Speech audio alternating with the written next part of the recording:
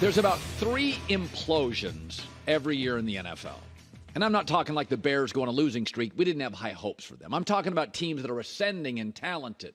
Last year, Arizona, ascending, playoff team, implodes. Coach fired, GM fired, quarterback pouting. Denver, good franchise, brings Russell Wilson over, gives up a ton of draft capital, implodes. The Rams went from Super Bowl to 5-12. McVay's going to retire. Stafford may never play at the high level again. Like, I'm talking about, you start with pretty high standards, really good organizations. The Bears don't qualify for that. And Green Bay didn't make the playoffs, but they could have if they won the last game. That's not an implosion. But there are, and I'm talking about where there's a physical and emotional and a cultural tire fire, where everything just unravels for teams with high hopes. And I do believe there are 3 teams in the NFL this year that fall into that category, where there's a really good roster, really good players. We've seen some success over the years, and there's like a hanging issue or 4. Let's start with Sean Payton and Russell Wilson. This thing, remember, Russell Wilson's major deal doesn't start until next year. He's in the final year of his Seattle contract. And the general manager who pulled the deal off is still in the building, and there's new owners. If this thing goes sideways fast, Sean Payton is not a patient man. And he wants things done his way. If Russell is just okay, he's going to be somewhat bitter. That general manager who made the deal, he'll probably view as a bit of a roadblock. He's already been outspoken during camp. This thing has the potential because, again, Russell Wilson is not your classic pocket passer. He has to move to work. The problem with quarterbacks who move, it could be Michael Vick in his prime. It could be Big Ben in his prime or Cam. They age fast, quickly. Has Russell Wilson just aged, and he's never going to move again like he used to? So this thing is the one that really stands out to me. I have high hopes, but the division's good. Herbert twice a year.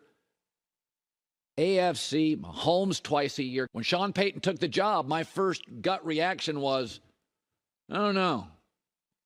Maybe you want to broadcast for one more year. I don't know. That Dallas job may come open. All right, 2 other, because we get about 3 implosions a year. 2 others to keep your eyes on. The Cleveland Browns. Kevin Stefanski, his wins have declined every year.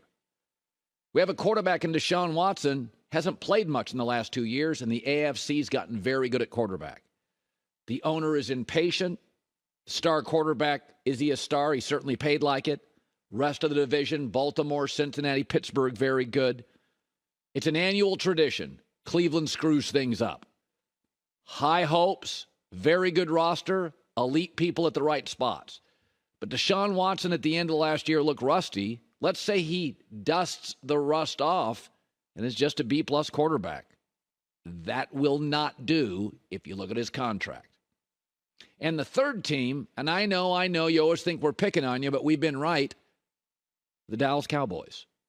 Dak's got more on his plate, coming off leading the NFL in picks, had a rocky camp, Trayvon Diggs talking trash to him, Mike McCarthy now calling plays, brilliant young progressive offensive coordinator Kellen Moore, upgraded quarterback, went to the Chargers and Herbert.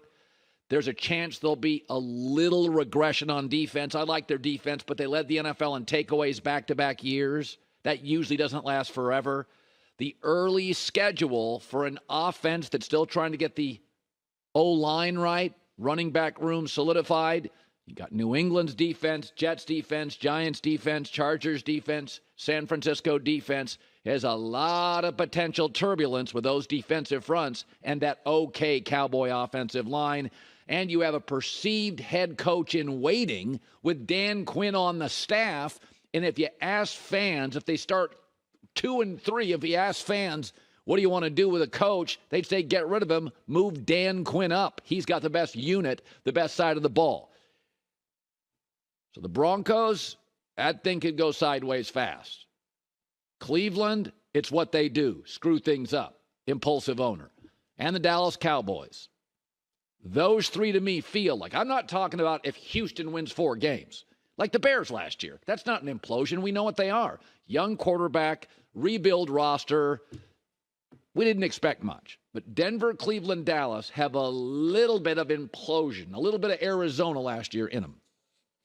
All right, so Hard Knocks continues. The New York Jets didn't want to do it, but they're doing it. And the two stars of the show are Aaron Rodgers, which is predictable, and Robert Saleh. I've said if you were going to do a movie about this Jets team, Saleh and Aaron Rodgers look like actors. They're like alpha males, good-looking guys.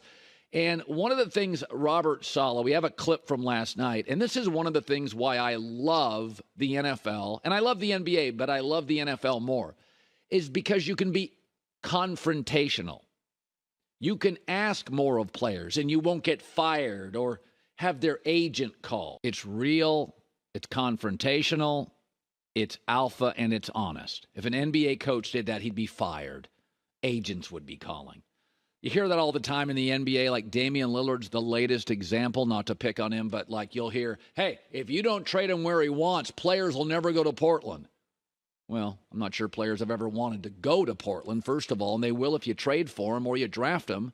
You go where you're traded. You don't control the league. Saleh comes off as caring, intense, a leader, and brutally honest.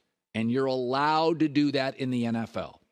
And what he's preaching is what we've been saying is the only issue with this team, the offensive line. When you get older quarterbacks, Brady to Tampa, Stafford to L.A., Russell Wilson to Denver, when you get quarterbacks mid-30s and up, they get really prickly when the offensive line deteriorates or doesn't give them ample protection. This is also an illustration of how valuable and important the draft is. I mean, the Jets have really good players everywhere. But if Mekhi Becton is a whiff and you can't even use him at right tackle, this house comes crumbling down. And Robert Saleh knows it, and he is addressing it. Listen, you can screw up a house, but as long as the kitchen's good, you can sell it. The backyard can be small. The bathrooms can be a little tight. You know, the family room's weird, a little clunky. But if the kitchen's a disaster, it doesn't work. And if tackle, even Patrick Mahomes went into a Super Bowl, second-tier people at tackle, he got blown out. You got to get tackle right. Most people in the NFL you talk to, if you say the 5 most important positions, everybody says quarterback 1, most people say left tackle 2, edge rusher sometimes is 2, tackle is 3rd. You can have Brock Purdy if he's got Trent Williams protecting his backside and he's not going to get hit. So I like Dwayne Brown, but he becomes 38 years old this year. He's had a long physical career. For 1 year, as long as he stays healthy, they should be okay. But tackles get to be high 30s, they miss games. And if Becton's a whiff, not saying he is yet, maybe he recovers. Maybe he gets the weight under control. Maybe his knees work. Then I could absolutely say this is a Super Bowl bubble team. Absolutely. Corners, pass rush, intense coach, star quarterback, nice weapons, 2 running backs, interior O-line, more than capable. So I think what Robert Saleh is telling you is, we see the problem. You see the problem. I see the problem. J-Mac, the world sees it, and I love the NFL because you're allowed to be honest and authentic. You don't have to coddle. You can point a finger and say, you're the issue. Fix it. Can't do that in all sports. International soccer, good luck. NBA, good luck. All right. And I love international soccer and the NBA. That's the part about it. It's sometimes a little dicey, a little coddly. Hi, everybody. Thanks for watching. Subscribe here to get the latest from the show. Also, be sure to check out more of the best clips from The Herd or go watch a few segments from other shows on FS1.